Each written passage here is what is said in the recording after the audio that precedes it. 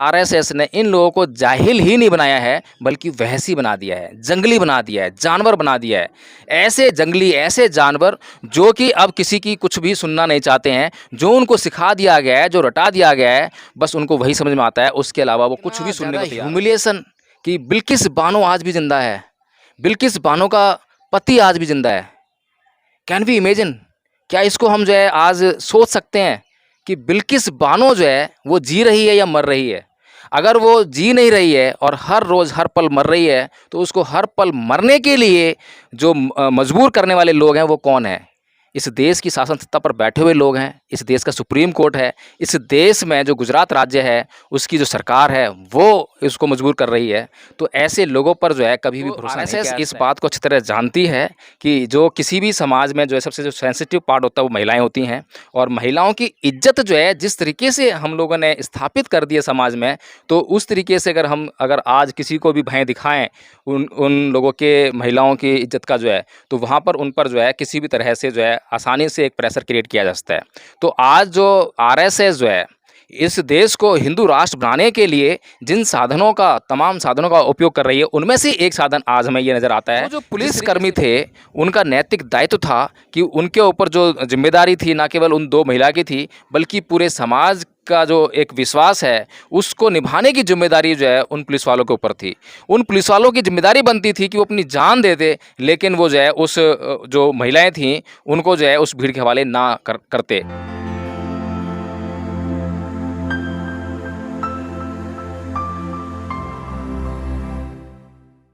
नमस्कार, आप देख रहे हैं एनबी न्यूज़ 24/7 नीलम बोध के साथ। और साथ ही जिस तरह से लगातार आप देख रहे हैं कि पिछले 2.5 महीने से लगातार मणिपुर आग में झुलस रहा है, और उसी बीच में हमने देखा कि 4 मई को एक ऐसी घटना वहां पर हुई जिसने कि मानवता को शर्मसार कर दिया। लेकिन जिस तरह से आपने देखा कि शासन प्रशासन ने कम से कम 2-2.5 महीने इस घटना को लगातार दबाकर रखा, और साथ ही वो घटना पिछले 2 दिनों से जिस तरह से सोशल मीडिया पर वायरल हो रही है, आप सबने देखी होगी, आप सबकी रूह कांप गई उस घटनाक्रम को देखते हुए। जी हाँ, मैं बात कर रही हूँ, जिस तरह से आपने वो वीडियो देखा कि आदिवासी समुदाय की 2 महिलाओं के साथ में जिस तरह से सामूहिक रूप से बलात्कार किया गया, उनको सड़कों पर निर्वस्त्र करके घुमाया गया, वास्तव में भी मानवता कहीं ना कहीं शर्मसार हो जाती है इस तरह के दृश्य देखते हुए। तो उसी विषय पर चर्चा करने के लिए आज मेरे साथ में एडवोकेट जय भीम प्रकाश जी, उन्हीं से जानना चाहूँ सर, जिस तरह से लगातार 2.5 महीने इस घटनाक्रम को बीत गए, लेकिन शासन प्रशासन बिल्कुल चुप्पी साध कर बैठा है, और जब वीडियो वायरल होता है तो उस पर अलग अलग स्टेटमेंट निकल कर आ रही है। तो सर, आप एडवोकेट है, तो कानूनी तरीके से किस तरह से देख रहे हैं इस घटनाक्रम को? देखिए नीलम जी, ये जो भीड़ का जो मामला होता है, यहाँ पर कानून जो है अपना काम अच्छी तरह से नहीं कर पाता है, क्योंकि कानून जब काम करता है वो करता है अपराध के पीछे। अगर अपराध ट्रेस हो जाए और अपराधी ट्रेस हो जाए तो कानून उसको सज़ा देने का काम करता है। लेकिन भीड़ का मतलब होता है कि बहुत भारी संख्या में लोगों का एक जमावड़ा, उसे भीड़ कहते हैं। और उस भीड़ में जो है उस भीड़ की कोई पहचान नहीं होती। उसको हम जो है कोई एक पार्टिकुलर समुदाय या ग्रुप या जाति ग्रुप, धार्मिक ग्रुप, इस तरह से नाम दे सकते हैं, लेकिन किसी एक अपराधी को वहाँ पर जो है हम ट्रेस करके और उसको सज़ा देने का प्रावधान कर पाएँ, ये बहुत मुश्किल काम हो जाता है ऐसे भीड़ वाले अपराधों में जो है। तो इस तरह से जो गुनाह होते हैं इसमें जो है कोई एक व्यक्ति जिम्मेदार नहीं होता, इसके पीछे पूरा का पूरा सिस्टम होता है। तो उस सिस्टम को और सिस्टम जो चल रहा है उसके उद्देश्य को समझ पाना बहुत ज़रूरी है।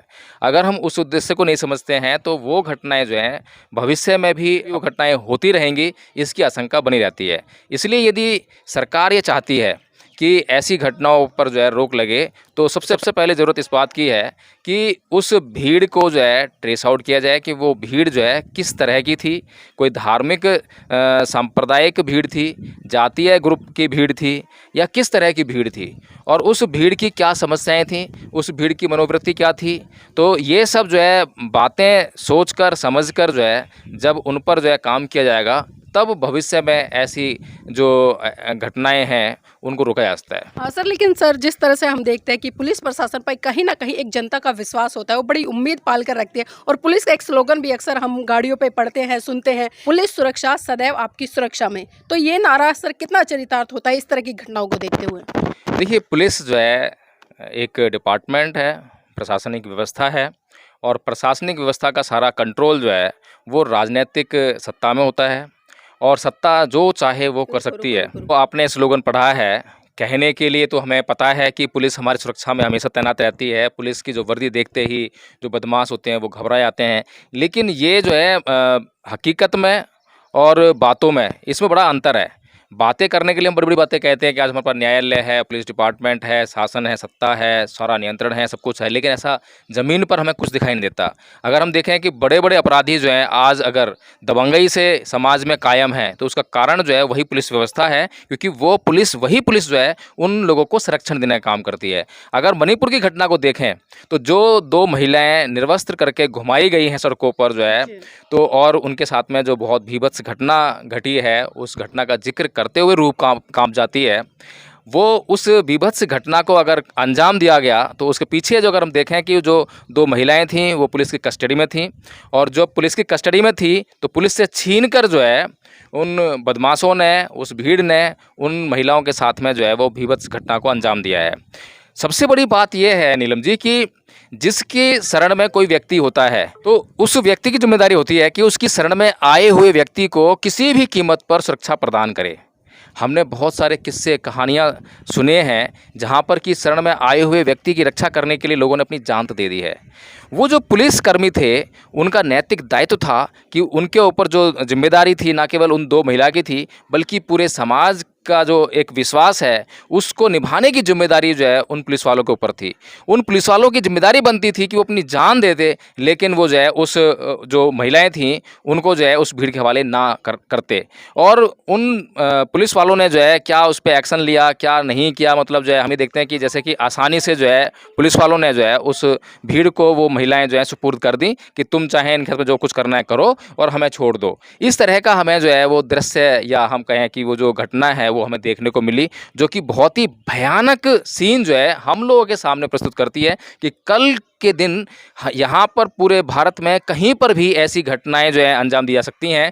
और जो सत्ता में बैठे हुए लोग हैं, वो एक पार्टिकुलर, एक विशेष मनोवृत्ति के लोग हैं, उनका एक विशेष उद्देश्य है, वो इस तरह की घटनाओं को अंजाम देते हैं। और हमने पीछे भी कई घटनाएं देखी हैं जहाँ पर कि पुलिस जो है वो जानबूझकर जो है अपराधी तत्व जो है उनका इस्तेमाल करती है, लोगों को डराने के लिए, धमकाने के लिए, मुस्लिम समाज को विशेष तौर पर जो है दबाने के लिए, धमकाने के लिए इस्तेमाल किया जा रहा है पुलिस का, और दलितों के खिलाफ जो है इस्तेमाल किया जा रहा है पुलिस का।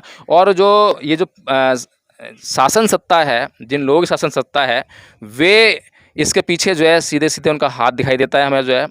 और अगर इसके पीछे और अगर गहराई से अगर हम जांच करना चाहें, तो मुझे लगता है कि इस घटना के पीछे कहीं न कहीं आरएसएस का एक आपको लिंक ज़रूर मिलेगा। आरएसएस की जो मनोवृत्ति है, आरएसएस का जो उद्देश्य है, वो आपको कहीं न कहीं साफ नज़र आने लगेगा धीरे-धीरे, जैसे-जैसे तस्वीर क्लियर होगी।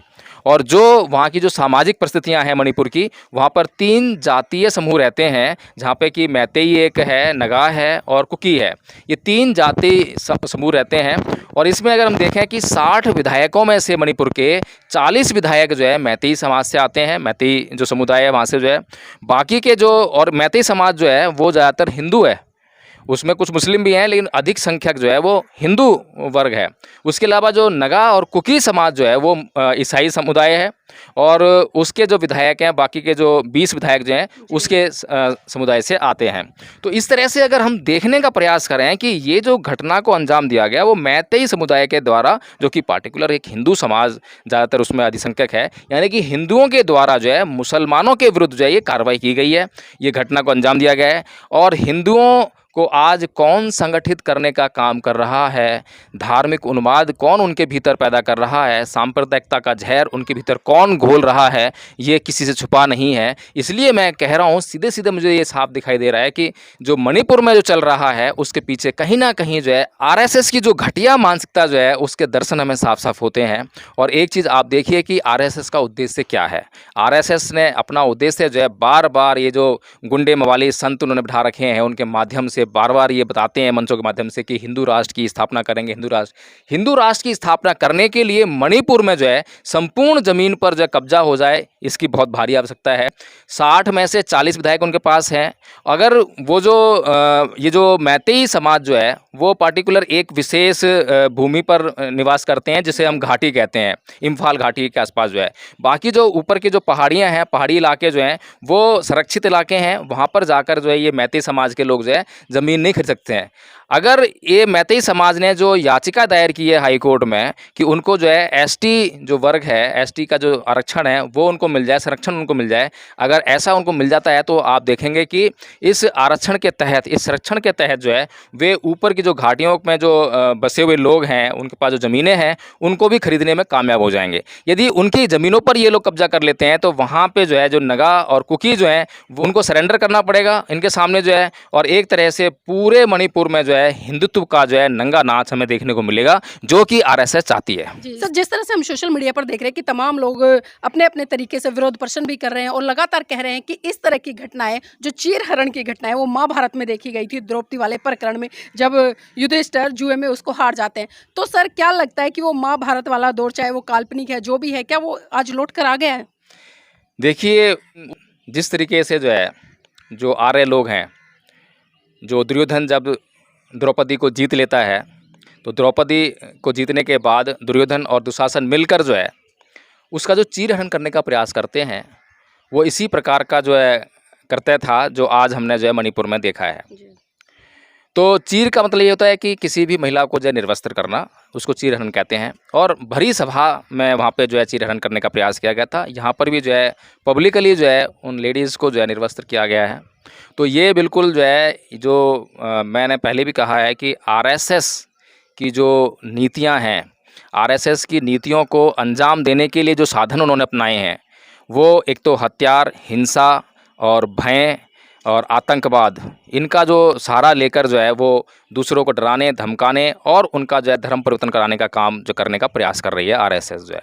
तो इसी तरीके से जो है सबसे ज़्यादा अगर हम देखें कि आरएसएस जो है साइकोलॉजिकली बहुत ज़्यादा मतलब देखती है, सोचती है। और साइकोलॉजिकली हम देखते हैं तो समाज में जो सबसे ज़्यादा जो सेंसिटिव जो पार्ट होता है समाज का, वो होती है महिलाएं और महिलाओं की इज्जत सबसे ज़्यादा जो है, क्योंकि लोगों ने जो है अपनी जान की कुर्बानियाँ देकर जो है अपनी महिलाओं की इज्जत बचाई है।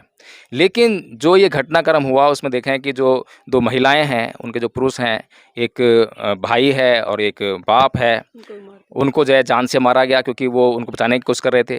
तो उन्होंने अपनी जान देकर भी जो है उन महिलाओं की इज्जत की रक्षा करने का प्रयास किया।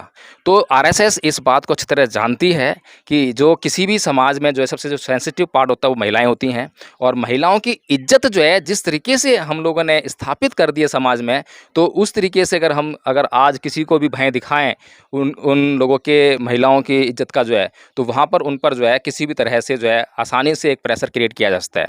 तो आज जो आरएसएस जो है इस देश को हिंदू राष्ट्र बनाने के लिए जिन साधनों का, तमाम साधनों का उपयोग कर रही है, उनमें से एक साधन आज हमें ये नज़र आता है, जिस तरीके से बिल्किस बानो के साथ में जो है गोधरा कांड में हुआ कि 22 हिंदुओं ने मिलकर जो है बिल्किस बानो का रेप किया। उसकी 3 महीने की बच्ची को जो है ज़मीन पर पटक कर जो है उसकी हत्या कर दी गई, उसके पति के सामने उसका रेप किया गया। इतनी जो भीभत्स घटना को जो है अंजाम दिया गया, उसके बाद जो है वही जो आरोपी थे, 12 थे या 22 थे, जो आरोपी हैं उनको जो है सुप्रीम कोर्ट में जो है याचिका दायर की गई। याचिका आरोपियों के द्वारा दायर की गई थी, स्टेट ने उसको जो है अनुमति दे दी है, मंजूरी दे दी जो है। तो उसके बाद जो है वही आरोपी जिनको कि फांसी पर लटकाया जाना चाहिए था, it was a matter of gang rape, इतना ज़्यादा ह्यूमिलिएशन कि बिल्किस बानो आज भी जिंदा है, बिल्किस बानो का पति आज भी जिंदा है। Can we imagine? क्या इसको हम जो है आज सोच सकते हैं कि बिल्किस बानो जो है वो जी रही है या मर रही है? अगर वो जी नहीं रही है और हर रोज़ हर पल मर रही है, तो उसको हर पल मरने के लिए जो मजबूर करने वाले लोग हैं वो कौन है? इस देश की शासन सत्ता पर बैठे हुए लोग हैं, इस देश का सुप्रीम कोर्ट है, इस देश में जो गुजरात राज्य है उसकी जो सरकार है वो इसको मजबूर कर रही है। तो ऐसे लोगों पर जो है कभी भी भरोसा नहीं किया जा सकता है। और प्रधानमंत्री मोदी की आंखों में शर्म नहीं है, लिहाज नहीं है, और कहते हैं कि सूअर का बाल होना एक मुहावरा हम इस्तेमाल करते हैं, वो हमें नज़र आता है कि उनको इन घटनाओं से कोई फ़र्क नहीं पड़ता। अभी 2 दिन बीत जाने दीजिए और यही प्रधानमंत्री मोदी जी जो हैं और योगी जी जो हैं हिंदुत्व का राग लापने लग जाएंगे और हिंदू राष्ट्र की मांग करने लग जाएंगे। सर, अभी देख रहे हैं हम, एक पोस्ट और सोशल मीडिया पर वायरल हो रही है, अभी 2 दिन बाद में जंतर मंतर पर एक बहुत बड़ा महा आंदोलन होने जा रहा है हिंदुओं का, हिंदू बचाओ। हिंदू बचाओ, और इनसे ये पूछ लो कि हिंदू कैसे बचेंगे, हिंदुओं को क्या खतरा है, हिंदुओं को किससे खतरा है, तो ये कभी भी उस बात को बताने में कामयाब नहीं। और बेसिकली बात क्या है नीलम जी, कि जिसे हम हिंदू कह रहे हैं और जो अपने आप को हिंदू कहकर संगठित होने की बात कह रहा है, उसके पास जो है 1 मिनट भी तर्क करने की गुंजाइश नहीं है। उसके पास इतना भी साधन नहीं है कि वो शांति से बैठकर किसी की बात को सुन सके, किसी की बात को समझ सके। कुल मिलाकर जो है आरएसएस ने इन लोगों को जाहिल ही नहीं बनाया है, बल्कि वहशी बना दिया है, जंगली बना दिया है, जानवर बना दिया है। ऐसे जंगली, ऐसे जानवर जो कि अब किसी की कुछ भी सुनना नहीं चाहते हैं। जो उनको सिखा दिया गया है, जो रटा दिया गया है, बस उनको वही समझ में आता है, उसके अलावा वो कुछ भी सुनने को तैयार नहीं है। सर, मणिपुर में जो दोषी निकल कर आए हैं, जिस तरह से बता रहे हैं कि एक को अरेस्ट कर लिया गया है और अभी प्रशासन लगा हुआ है, लेकिन अभी उनकी फ़ोटो वायरल हुई तो दोनों व्यक्ति आरएसएस की शाखा वाले हैं वो। नीलम जी, मैंने जो आकलन आपको दिया है, जिस तरीके से का सीन बताया है मैंने आपको कि मैतेई समाज जिसके 60 में से 40 विधायक आते हैं और जो कि अधिसंख्यक जो जनसंख्या जो है वहाँ की, उसमें अधिजनसंख्यक मतलब जो है लोग वो हैं मैतेई समाज के, और वो हिंदू हैं। और वो हिंदू हैं, बाकी के जो नगा और कुकी लोग जो हैं वो ईसाई धर्म को मानने वाले लोग हैं। सर, जाते जाते आखिरी सवाल लेना चाहूँगी। अभी सोशल मीडिया पर मणिपुर की एक तस्वीर वायरल हो रही है जिसमें कि एक व्यक्ति का जो धड़ से सर अलग कर दिया गया है और उसकी गर्दन दिखाई जा रही है। ये किस तरह की मतलब सोच है? ये आतंकवादी सोच है। आतंकवादी सोच का मतलब यह होता है कि हम जो है किन्हीं साधनों को अपनाते हैं, किन्हीं बातों को, किन्हीं घटनाओं को अंजाम देते हैं, जिससे कि समाज में एक भय का माहौल उत्पन्न होता है और जिससे कि जो लोग उस भय का माहौल उत्पन्न करना चाहते हैं, जो वो चाहते हैं, वो उसको आसानी से कर सकें। और इस देश में हम ये जानते हैं कि कौन लोग क्या करना चाहते हैं। हिंदू लोग जो हैं सीधे-सीधे जो है इस पूरे देश के लोगों की नज़र में हैं और लगातार जो है खुले मंचों से वे लोग ये बातें कह रहे हैं कि उन्हें हिंदू राष्ट्र की स्थापना करनी है, हिंदू राष्ट्र बनाना है। और हिंदू राष्ट्र बनाना है, उसके लिए उनको क्या-क्या काम करने हैं, उसमें हमने बहुत सारे काम देखे हैं। जैसे कि जो ये संत महात्मा जिन्हें कहते हैं, वैसे तो उनको संत महात्मा कहना अपराध घोषित कर देना चाहिए इस देश की सरकार को, जो है जिस तरीके की स्टेटमेंट उनके द्वारा से आई है। तो जिस तरह से वो कहते हैं कि इसका गर्दन काट के लाओ, इसकी हत्या करके लाओ, इसकी जीभ काट के लाओ, इसके ऊपर 50 लाख का इनाम है, इसके ऊपर 50 करोड़ का इनाम है। जिस तरह की ये स्टेटमेंट आती हैं और उसके बावजूद सरकार उन पर कोई एक्शन नहीं लेती है, उनके खिलाफ एफआईआर नहीं होती है, उनको जेल में नहीं भेजा जाता है, उनको खुले सांड की तरह जो है और भी लोगों को डराने के लिए, धमकाने के लिए खुला छोड़ दिया जाता है। तो उसके बाद जो है हम ये देख सकते हैं कि जो ये आतंक का जो माहौल बनाया जा रहा है, उसके पीछे एक स्पष्ट उद्देश्य है। वो इस देश के लोगों को जितना जल्दी समझ में आ जाए उतना उनके लिए बेहतर है। लेकिन समस्या ये है नीलम जी कि जो लोग आज इन लोगों के बहकावे में आकर किन्हीं लोगों पर अत्याचार कर रहे हैं, कल को अगर मान लीजिए ये आरएसएस ये हिंदू राष्ट्र की स्थापना करने में कामयाब हो जाती है, तो आज जो अत्याचार कर रहे हैं, कल वे ही उन्हीं अत्याचारों का, वो वैसे ही अत्याचार बल्कि उनसे ज़्यादा भीभत्स अत्याचारों का वे ही लोग शिकार होने वाले हैं।